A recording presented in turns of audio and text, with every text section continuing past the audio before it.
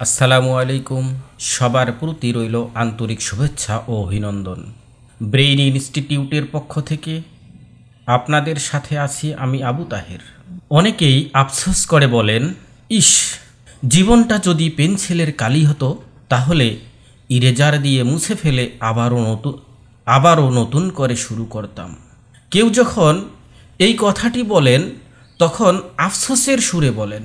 তিনি এমনভাবে বলেন যেন মনে হয় এটি আর কখনোই সম্ভব নয়। তিনি জীবনটাকে কলমের কালির মতো মনে করেন।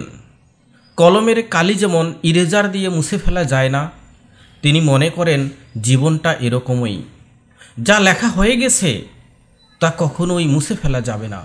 কিন্তু আসলেই আপনি যা মনে করছেন তা নয়।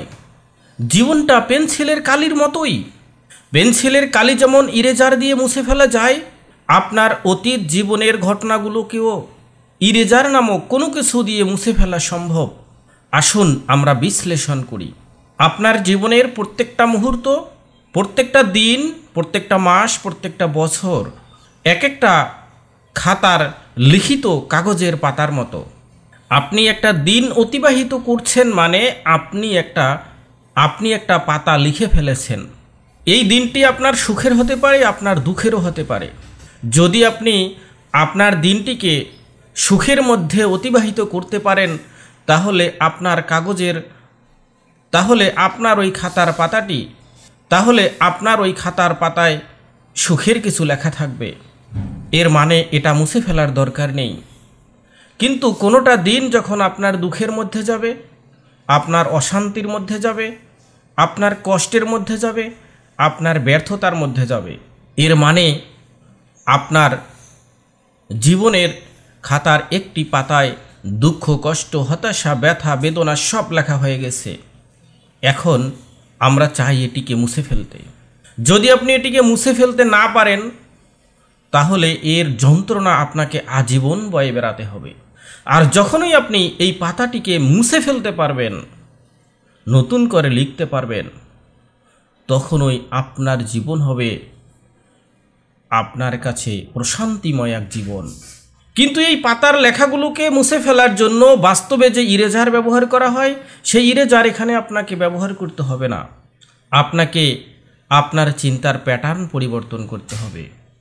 আপনি যখন চিন্তার প্যাটার্ন পরিবর্তন করতে পারবেন, তখন যদি আপনি চান আপনার জীবনটা সুখের হোক, আপনার জীবন সুখের হবে। আর যদি মনে করেন আপনার জীবন দুঃখের হোক, তাহলে আপনার জীবন দুঃখের হবে। এর জন্য আপনাকে যা করতে হবে তা হচ্ছে, আমাদের জীবনে দুই ধরনের ঘটনা ঘটে। এক ধরনের ঘটনাকে আমরা কখনোই নিয়ন্ত্রণ করতে পারি না, আরেক ধরনের ঘটনাকে আমরা নিয়ন্ত্রণ করতে পারি।